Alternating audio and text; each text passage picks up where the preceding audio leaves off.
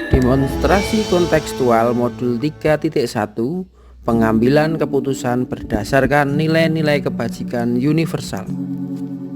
Wawancara sesi 1 berdasarkan studi kasus yang ada di sekolah bersama Kepala Sekolah SMK Pembangunan Nasional Sukoharjo, Bapak Marsono Eskom. Selamat siang Pak Kepala, Pak Mar. Pripun kabare? Alhamdulillah. Ini Pak, dalam kesempatan ini saya dari tugas CGP ingin mewawancarai panjenengan terkait pengambilan keputusan sesuai nilai-nilai kebajikan dalam kepemimpinan panjenengan. Saya utarakan sedikit sebagai gambaran bahwasanya dalam pengambilan keputusan seringkali kita bersinggungan dengan prinsip-prinsip etika.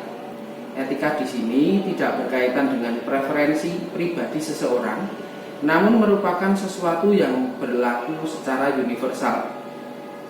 Seseorang yang memiliki penalaran yang baik sepantasnya menghargai konsep-konsep dan prinsip-prinsip etika yang pasti. Prinsip-prinsip etika sendiri berdasarkan pada nilai-nilai kebajikan universal yang disepakati dan disetujui bersama. Lepas dari latar belakang sosial, bahasa, suku, bangsa, maupun agama seseorang. Jadi pada pertemuan ini saya sebagai CGP akan melakukan wawancara pada panjenengan terkait tugas Bapak Kepala Sekolah dalam pengambilan keputusan di kebijakan-kebijakan SMK seperti itu.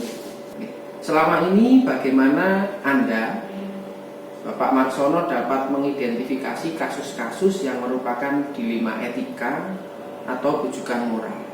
Ini sebagai gambaran, dilema etika itu terkait tentang kebijakan yang mengacu pada keputusan benar dan benar.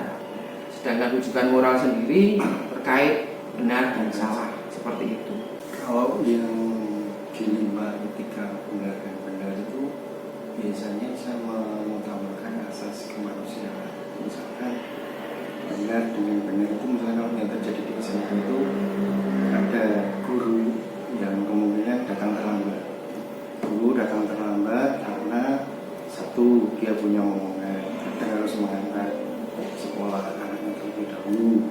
Itu memang saya toleransi, tapi tetap ada poin tersendiri kayaknya. Ketika ada orang tuanya yang sakit, guru izin, itu dilema. Artinya guru punya tanggung jawab mengajar, tapi di satu sisi dia harus juga merawat orang tuanya yang sakit.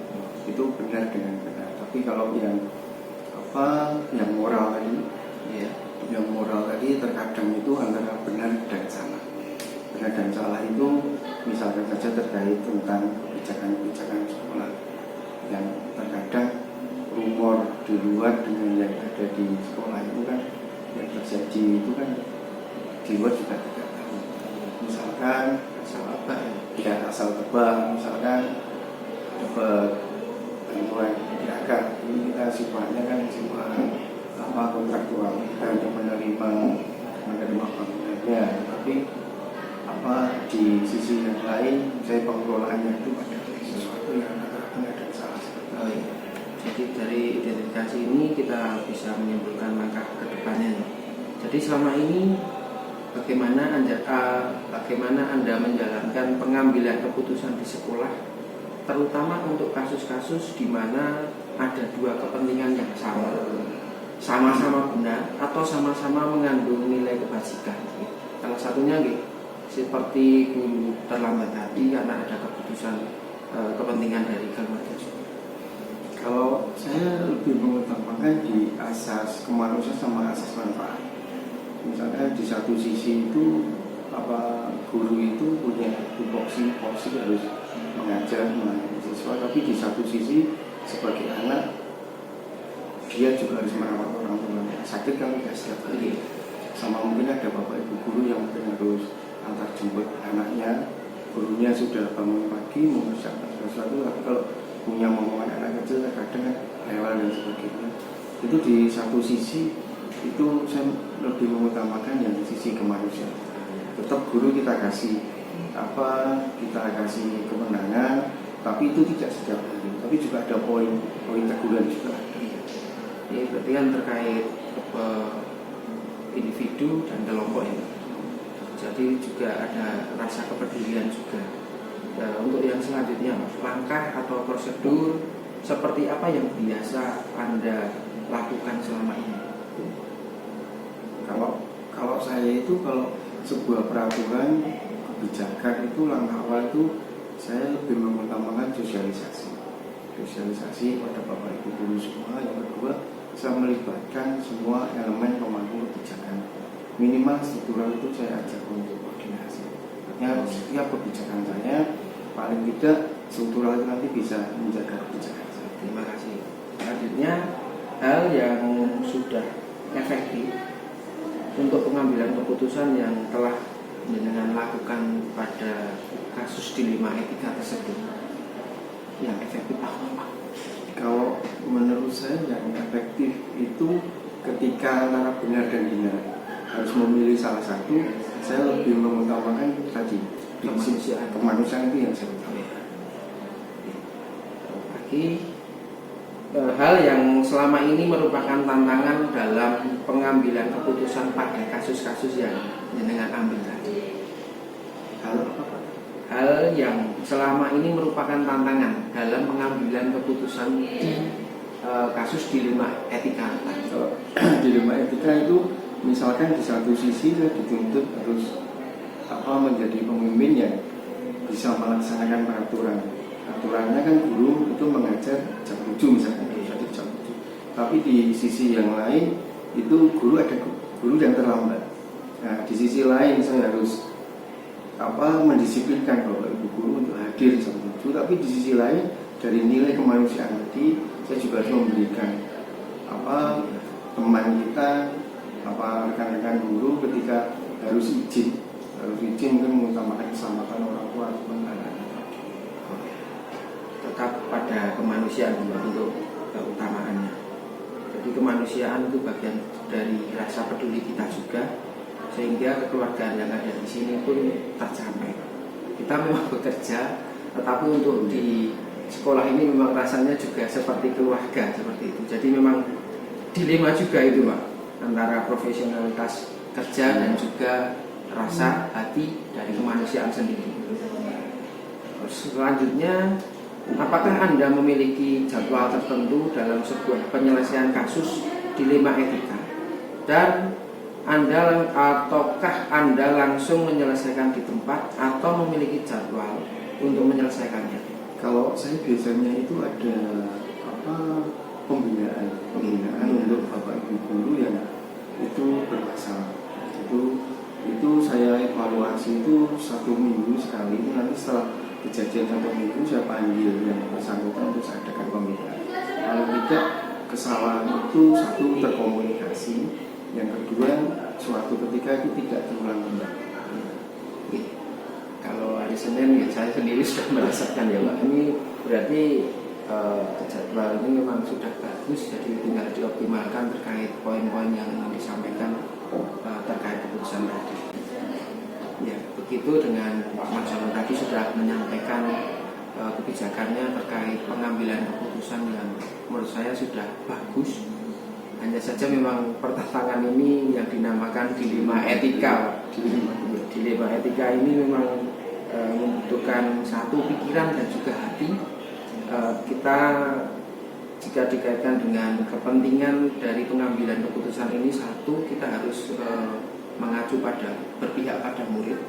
Jadi memang ketika pagi gurunya terlambat, memang saya sendiri sudah sering melihat panjenengan juga masuk ke ruang yang kosong untuk mengisi. Intinya siswa itu harus diperlakukan khusus. Selanjutnya ada kita mengacu pada kebajikan universal, dan juga ini juga merupakan bagian tanggung jawab dari panjenengan. Dan ketiga poin ini merupakan poin kunci dalam pengambilan keputusan.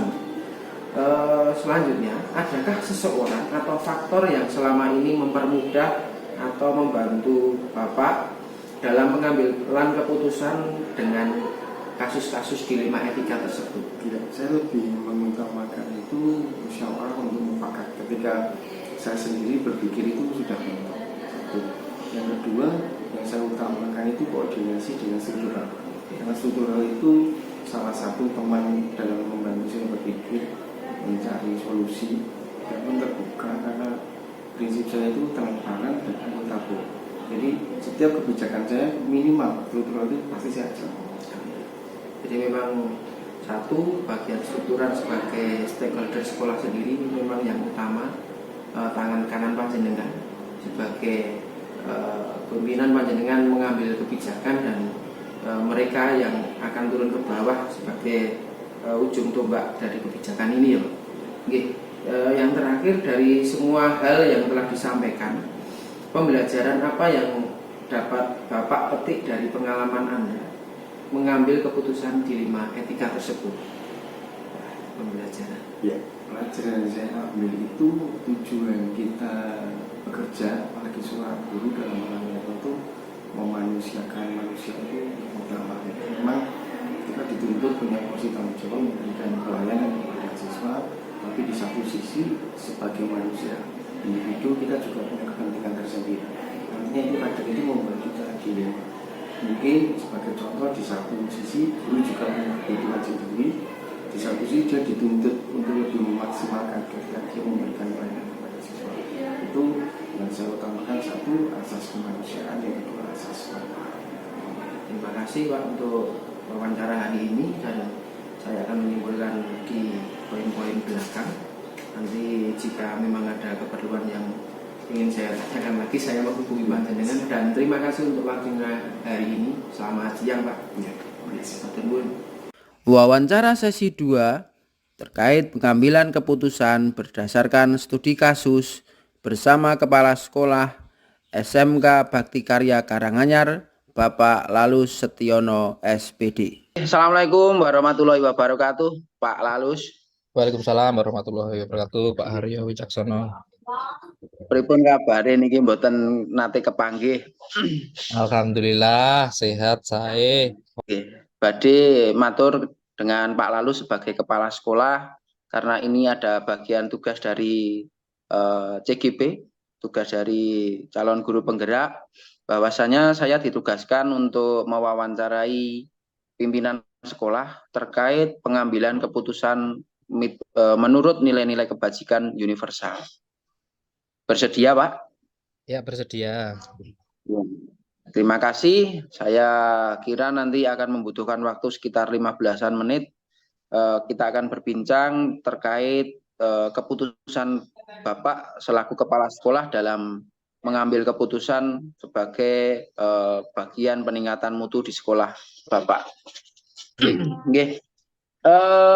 Sebagai garis besar, saya narasikan bahwasanya terkait hari ini kita akan membicarakan tentang dilema etika dan juga bujukan moral. Bahwasanya dalam pengambilan keputusan seringkali kita bersinggungan dengan prinsip-prinsip etika. Etika di sini tidak berkaitan dengan preferensi pribadi seseorang, namun merupakan sesuatu yang berlaku secara universal. Seseorang yang memiliki penalaran yang baik sepantasnya menghargai konsep-konsep dan prinsip etika yang pasti. Prinsip-prinsip etika sendiri berdasarkan pada nilai-nilai kebajikan universal yang disepakati dan disetujui bersama, lepas dari latar belakang sosial, bahasa, suku, bangsa, maupun agama seseorang. Jadi pada pertemuan ini saya akan melakukan wawancara dengan Bapak Kepala Sekolah. Bapak sendiri menjadi Kepala Sekolah di SMK Bakti Karya Karanganyar. Ini tahun kedua ya Pak? Termasuk tahun 1,5 ya? Tahun kedua 1,5 ya. Yeah. Ya. Dari poin yang pertama, selama ini bagaimana Anda dapat mengidentifikasi kasus-kasus yang merupakan dilema etika atau bujukan moral? Saya kira panjenengan mengidentifikasinya seperti apa? Kasus yang membutuhkan emosi lebih. Dilema itu kan membutuhkan emosi, Pak. Ya, emosi itu nggak harus marah-marah kan emosi. Artinya emosi itu bisa sedih, bisa senang, bahagia dan sebagainya. Kasus yang terbaru yang pernah kami alami itu terkait dengan menentukan status anak. Itu kan mungkin kasus-kasus ya status anak terkait statusnya itu harus sebenarnya harus ya sudah tidak bisa melanjutkan lagi, sudah tidak ada motivasi melanjutkan sekolah lagi. Tapi di sisi lain sesuai dengan peraturan yang ada, nggih, tidak ada anak yang tidak sekolah. Status anak Oh, iya. tidak ada yang Kita memberikan kebahagiaan untuk mereka. ya pernah kita alami yang terbaru ini terkait dengan anak yang motivasi untuk sekolah itu kurang. Artinya Oh, iya. motivasi untuk sekolah itu kurang itu didasari atau ditandai dengan anak itu ya, alfa terus tidak sering masuk, tidak masuk dan ketika kami berikan eh, tindakan kami itu yang pertama itu mengkonfirmasi ke anak dulu. Kenapa kok tidak masuk? Ya. Gitu. Kemudian setelah itu kalau kita masih bisa berikan motivasi ya kita berikan motivasi. Dan kendala yang Ini mayoritas kelas berapa, Pak? kelas Mayoritas kelas berapa, Pak? 12. Karena Kelas yang 12. Ya. yang benar-benar kita perhatikan itu di Fokus kelas untuk 12. lulus gitu kan. Ya, yang untuk Ya. lulus tahun ini. Kalau kelas 10 rawan-rawannya anak kelas itu 12 sudah juga kelas berasal dari kelas pandemi juga, Pak. Memang Iya, perlu betul. penanganan khusus. Betul, Iya. sangat beda di Ya. kelas 10 dan kelas 12 ini. Kelas 12 ini Iya. rawan-rawannya juga itu, anak itu ada beberapa anak yang dia itu sambil bekerja. Kemudian memang terpaksa harus sekolahnya itu bolong-bolong. Yang ingin saya sampaikan di sini, kemarin itu ada anak yang memang dari anak sendiri itu sudah tidak mau sekolah lagi, malas. Dan dari pihak orang tua itu pun juga responnya kurang baik. Artinya responnya kurang baik itu saya wis pasrah Pak, piye anakku meh kepiye wis ngandani kayak gini ya wis ora di buku dan lain sebagainya. Nah itu ada beberapa hal itu kan perlu diputuskan ya Pak. Ketika nanti tetap didaftarkan sebagai siswa dan anak itu tidak ikut aktif kegiatan belajar mengajar, pertama kita nanti akan kesulitan di pendaftaran ijazahnya. Ijazahnya kan kita harus daftar dan sebagainya. Terus yang kedua itu akan anak yang lain itu akan merasa apa ya? Kecenderungan sosial nih, Pak. Ya, Jadi melu-melu, istilahnya. seperti Mary.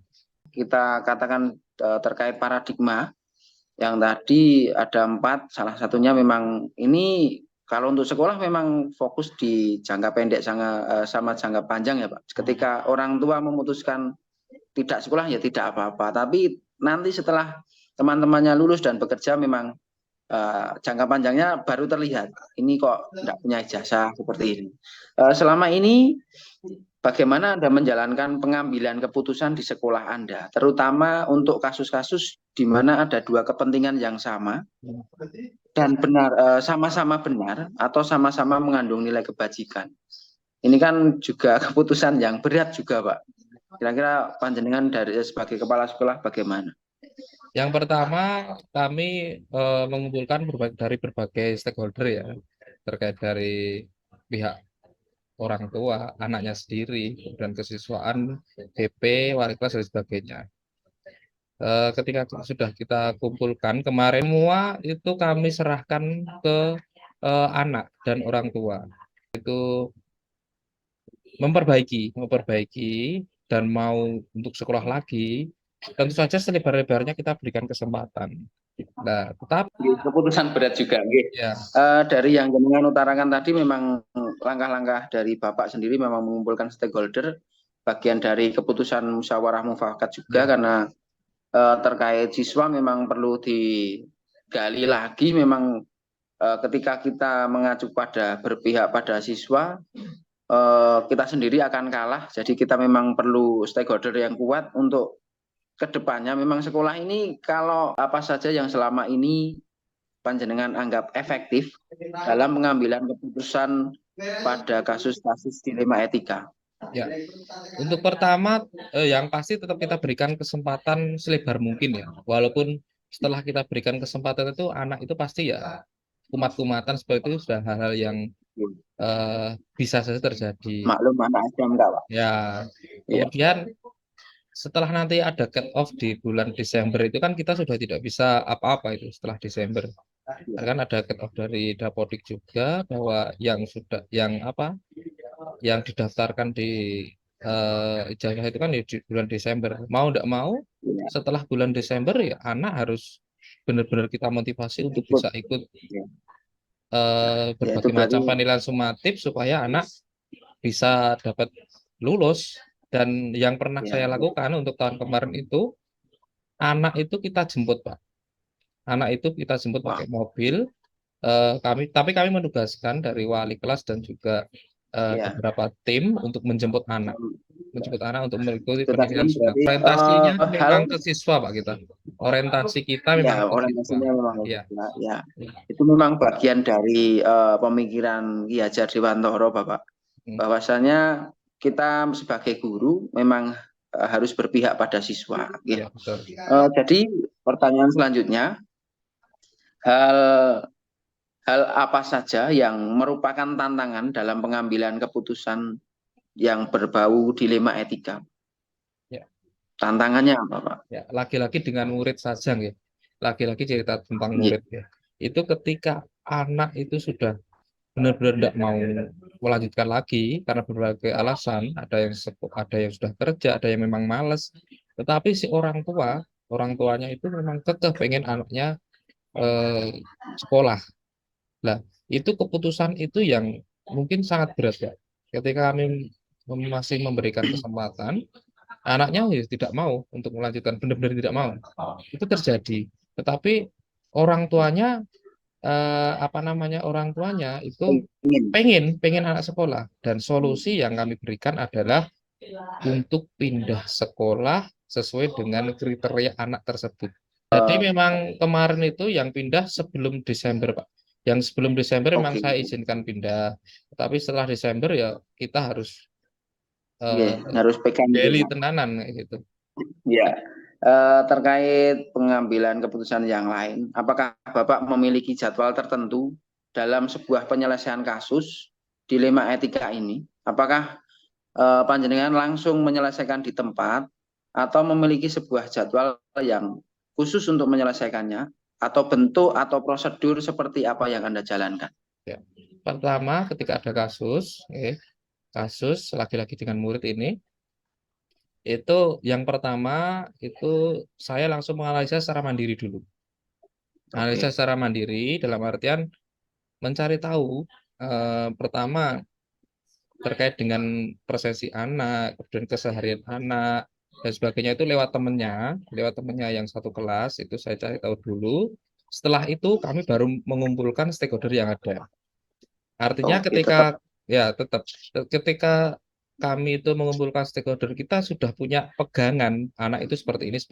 Jadi untuk mengambil keputusan itu kita tidak berfokus pada teman-teman stakeholder yang ada di BP, kesiswaan dan sebagainya, tapi kita juga ikut andil dalam berpikir itu dengan cara kita cari tahu dulu kasus ya. Jadi ketika panjenengan mengutarakan seperti ini, ketika dihadapkan dengan prinsip dari pengambilan keputusan sendiri, sebelum terjadi rasa peduli, memang panjenengan fokus dengan ya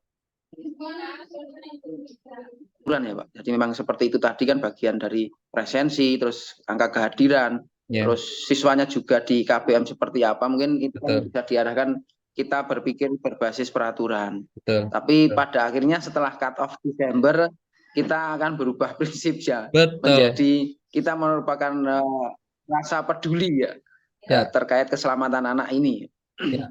Memang terus kemudian dari sebagainya itu sudah apa ya istilahnya jalur terakhir Pak. Jalur terakhir saya lewat. Ya, mungkin ketika tadi nanti ada pemahaman sendiri di 9 langkah pengambilan keputusan ini mungkin di langkah terakhir, Pak. Di langkah trilima, Pak.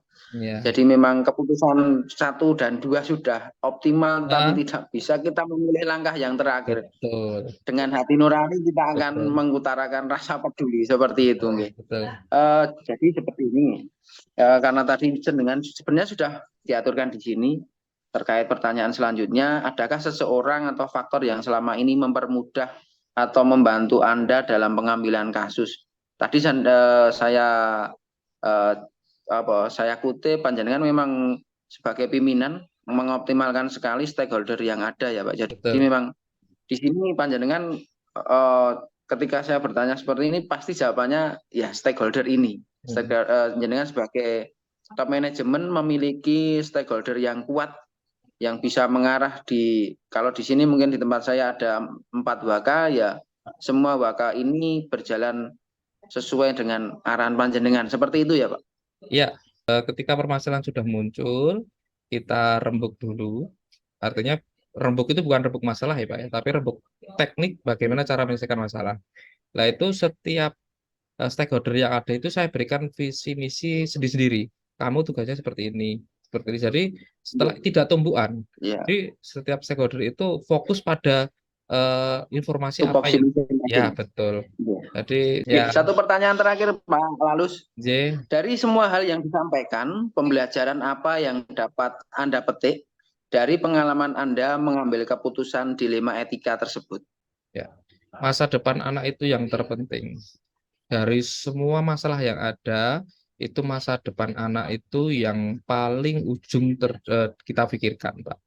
Jadi apapun masalah yang ada di anak, itu kita orientasinya itu ke masa depan anak. Tidak Iya. pasti hari ini jelek, besok itu terus jelek terus, tapi tidak. Yang pasti kita selalu berikan kesempatan selebar-lebarnya untuk anak bisa berubah. Tidak harus di SMK sini, tapi bisa di tempat yang lain. Yang penting kita jembatani untuk anak bisa tetap Iya. meraih cita-citanya. Seperti itu. Intinya di sekolah Anda dengan mengutamakan menuntun anak, entah itu anak akan sukses di tempat mana, intinya kita orientasinya anak gitu ya Pak. Ya, betul. Oke, terima kasih Pak Lalus atas perjumpaan kali ini. Ya, Saya kira wawancara ini sungguh luar biasa memberikan motivasi saya sebagai CGP ketika nantinya memang jika ditugaskan sebagai kepala sekolah, saya sudah ngobrol dengan jenengan. Paling tidak saya juga mengetahui keadaan di sekolah jenengan terkait pengambilan keputusan tersebut. Jadi untuk perjumpaan hari ini saya berterima kasih. Jika ada kata dari saya yang kurang tepat, saya mohon maaf. Saya cukupkan. Wassalamualaikum warahmatullahi wabarakatuh. Waalaikumsalam warahmatullahi wabarakatuh.